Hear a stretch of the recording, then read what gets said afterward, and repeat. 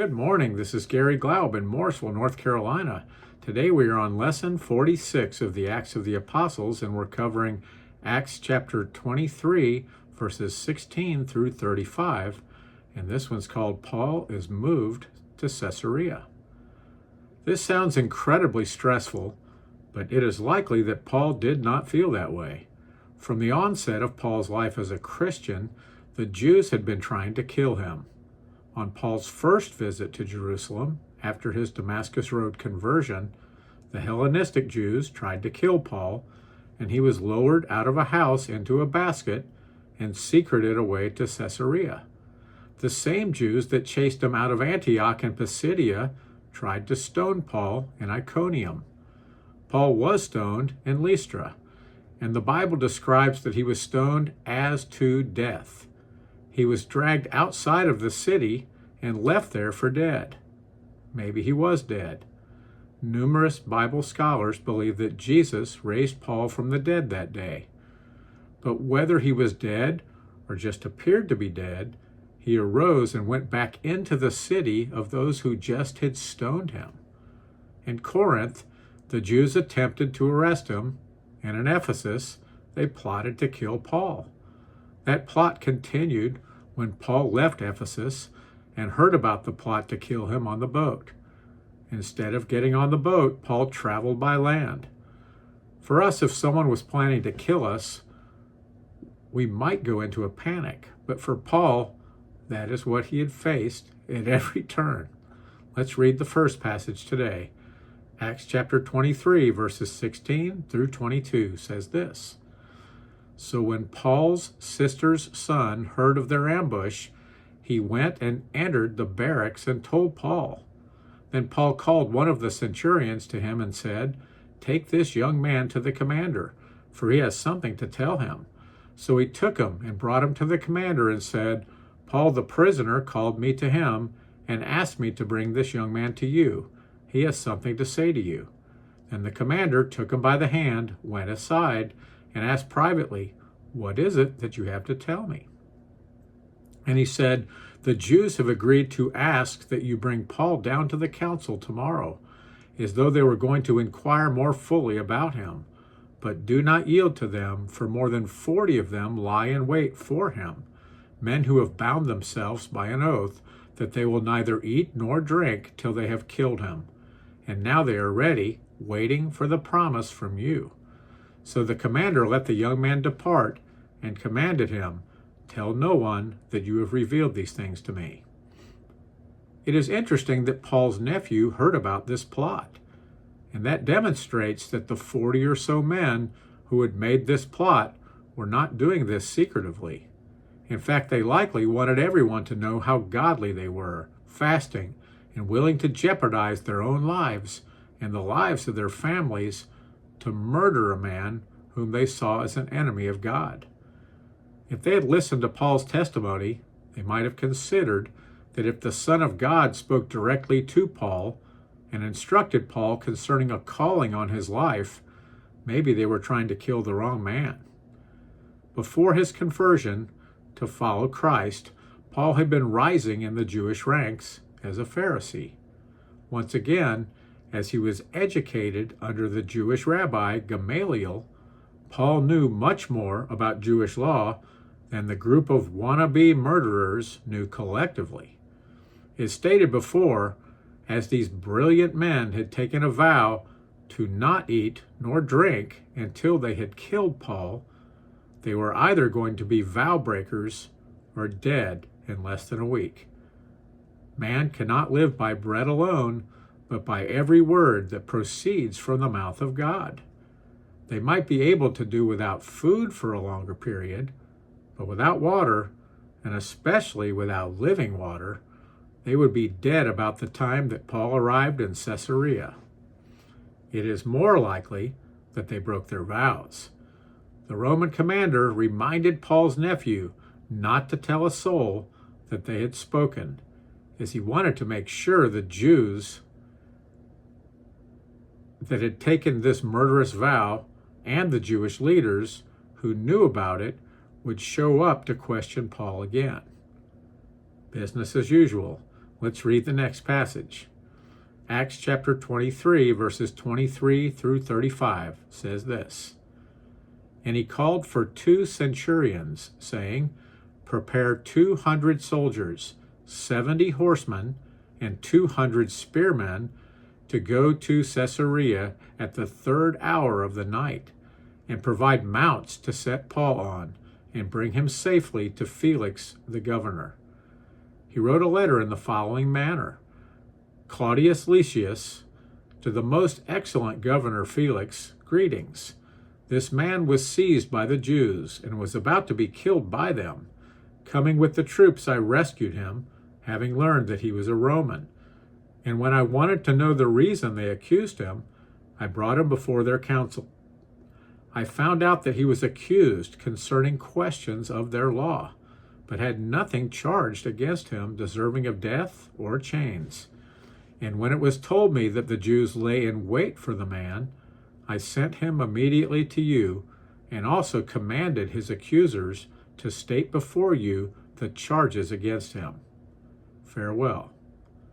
Then the soldiers, as they were commanded, took Paul and brought him by night to Antipatris. The next day they left the horsemen to go on with him, and returned to the barracks. When they came to Caesarea and had delivered the letter to the governor, they also presented Paul to him. And when the governor had read it, he asked what province he was from. And when he understood that he was from Cilicia, he said, I will hear you when your accusers also have come. And he commanded him to be kept in Herod's praetorium. We can tell that the Roman commander, whom we now know was named Claudius Lysius, heard about this plot to kill Paul, believed the story from Paul's nephew, and made a large-scale plan to ensure the plot was not successful. 2 centurions, commanding 100 soldiers each, 70 horsemen, and 200 spearmen, were to escort Paul to Caesarea. 472 men went on this journey to protect Paul. We know that Paul could have gone on that journey alone, and if it was God's will, he would have been protected. But to me, this demonstrates that Claudius Lysius had made his mind up concerning whether or not Paul was guilty. In the letter by Claudius Lysius to the governor, Felix, Lysius did not specifically identify the charges against Paul that had been made by the Sanhedrin, but did state that none of those charges violated the law or were even accusations of a serious offense. Felix was the 4th procurator of Israel, which was basically a governor, and he ruled from 52 AD to 60 AD. Felix was a former slave of the mother of Claudius, the current Caesar, and Felix was known for his dishonesty. As we continue in Acts, we will see that without any charges to hold Paul, Felix kept Paul while trying to obtain bribes from the Jewish religious authorities. Then he would have handed Paul over to that mob so they could kill him as planned. While in Israel, Felix seduced the daughter of Herod Agrippa I away from her husband and married her. He was recalled by the emperor and current Caesar, who came after Claudius, Nero, as there had been too many accusations of wrongdoing by Felix. Nero would be the one who would behead Paul down the road. The soldiers delivered both the letter and Paul to Felix, and because Paul was from Tarsus in Cilicia, Felix decided to hold Paul until his accusers came to Caesarea. Paul was kept at Herod's praetorium. Herod the Great built Caesarea, and it included a huge palace on the Mediterranean, which was the praetorium. The Romans ruling in Israel typically lived in Caesarea, and Pontius Pilate had a home there as well. The praetorium jutted out into the ocean, just south of the Hippodrome. For those who have seen the old movie Ben-Hur, it depicted chariot races at a hippodrome that resembled the one in Caesarea. While this seems to be a setback in the life of Paul, as he would be imprisoned for the remainder of his earthly days, Paul did not take this as a setback. Instead of sharing the gospel with the Jews in their synagogues, starting churches, and teaching those believers in their churches, Paul was witnessing to kings, politicians, soldiers that were chained to him, jail keepers, a whole new audience. When Paul was writing the epistle to the Philippians, most likely from Rome, he included this statement in Philippians 4:22. All the saints greet you, but especially those who are of Caesar's household. While it does not sound like Caesar was saved, members of his household were, and we know that Paul certainly told them about Jesus. In Acts 28, we can see that Paul was under house arrest and was there with the soldier who guarded him. How often did Paul witness to that soldier? We can only imagine, but knowing Paul, it would have been continuous, to the point where the soldier would either have felt like he was the one who was imprisoned, or he would have accepted Jesus. When under house arrest, Paul was allowed to have visitors, and everyone who came to visit Paul would have had the same conviction for Jesus, or would hear all about Jesus. Paul knew that God was in charge, and nothing else mattered. Philippians 3, verses 7 through 11 says this, "But what things were gained to me, these I have counted loss for Christ. Yet indeed I also count all things loss for the excellence of the knowledge of Christ Jesus my Lord, for whom I have suffered the loss of all things, and count them as rubbish, that I may gain Christ and be found in him, not having my own righteousness, which is from the law, but that which is through faith in Christ, the righteousness which is from God by faith, that I may know him and the power of his resurrection and the fellowship of his sufferings, being conformed to his death, if by any means I may attain to the resurrection from the dead." Knowing the gift of Jesus and the gift of salvation, what price would each of us be willing to pay? Paul understood that there was not enough money in the world to purchase what that gift entailed.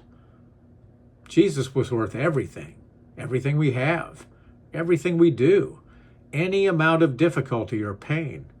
Once again, 2 Corinthians 5:21 tells us about the greatest trade ever.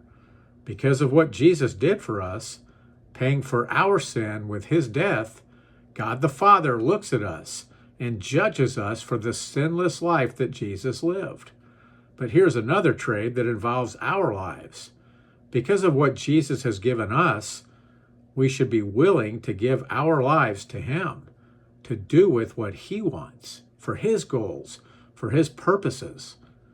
In comparison to eternity, our lives here do not last very long.